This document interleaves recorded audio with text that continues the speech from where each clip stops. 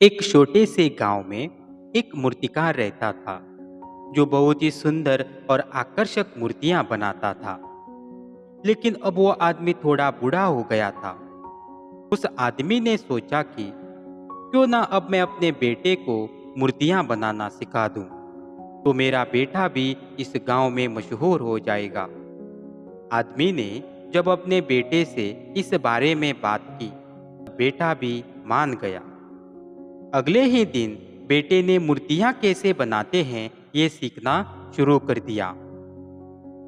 कुछ वक्त बाद बेटा भी अच्छी मूर्तियां बनाने लगा, क्योंकि जब बेटा मूर्तियां बनाता तब उसके पिता उसके पास खड़े रहते और उसे समझाते रहते कि क्या गलती वह कर रहा है।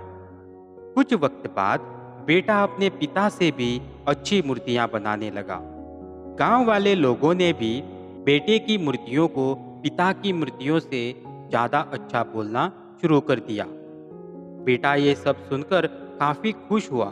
बेटे की इतनी तारीफ सुनकर पिता बेटे से भी ज़्यादा खुश हुआ।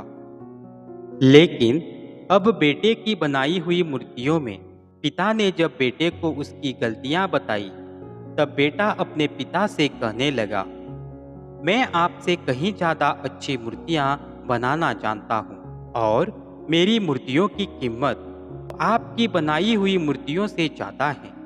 अब आपको मुझे सलाह देने की कोई ज़रूरत नहीं है। बेटे की ये बात सुनकर पिता चुप हो गए और वहाँ से चले गए। फिर कुछ दिन बाद बेटे ने अपने पिता से कहा कि मुझे लगता है कि मेरी बनाई हुई मूर्तियों की कीमत उतनी नहीं होनी चाहिए जितनी अभी है। मुझे लगता है कि मुझे दूसरी दुकान में अपनी मूर्तियां बेचनी चाहिए। इससे मेरा ज़्यादा मुनाफा होगा। पिता ने कहा, ठीक है, तुम अपनी अलग दुकान खोल लो। बेटे ने अपनी अलग दुकान खोल दी और अपनी मूर्तियों का दाम अपने पिता की मूर्तियों से ज़्यादा रखा। अब जो लोग पिता की मूर्तियां ज़्यादा खरीदते थे, उन्होंने बेटे की मूर्तियां, जिनका दाम भी ज़्यादा था, उनको खरीदना शुरू कर दिया। बेटा बहुत खुश था कि मैं अपने पिता से ज़्यादा अच्छा मूर्तिकार बन गया। कुछ वक्त तो सब कुछ ऐसा ही चलता रहा। लेकिन कुछ वक्त बाद लोगों ने बेटे की मूर्तियों को देखना भी बंद कर दिया। अब लोग पिता की दुकान पर ज़्यादा जाते और वहीं से मूर्तियां खरीदते। बेटे ने अपनी मूर्तियों को और अच्छे से बनाने की कोशिश की ताकि लोगों को उसकी बनाई हुई मूर्तियां पसंद आए, लेकिन कोई फायदा नहीं हुआ। बेटा कोशिश करते करते थक गया। अपने पिता की दुकान पर इतने लोगों की भीड़ देखकर बेटे को काफी गुस्सा आया।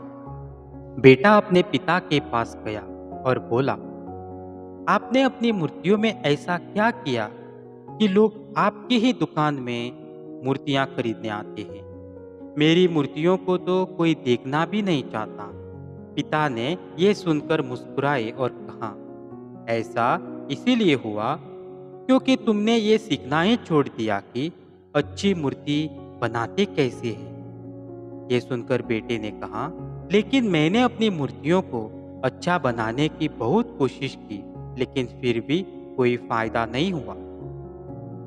ये सुनकर पिता बोले, ऐसा इसीलिए हुआ क्योंकि तुम्हें पता ही नहीं है कि तुम गलती कहाँ कर रहे हो। मैं तुम्हें जैसा मूर्तिकार बनाना चाहता था वैसे तुम बने ही नहीं, बल्कि थोड़ी सी तारीफ लोगों से सुन लेने पर तुम्हारे अंदर इतना घमंड आ गया कि तुमने अच्छी मूर्ति बनाना सीखा ही नहीं।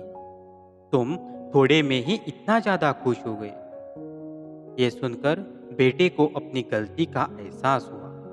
बेटा अपने पिता के पास वापस लौट आया और अच्छी मूर्तियाँ कैसे बनाते हैं ये सीखना उसने फिर से शुरू कर दिया। दोस्तों, इस कहानी से हमें यह सीख मिलती है कि हम जो भी काम करते हैं, हमें उस काम को हमेशा सीखते रहना चाहिए। फिर भले ही गलतियों से सीखो या फिर अनुभव से सीखो, लेकिन कभी भी अपने आप पर या अपने काम पर घमंड मत करो।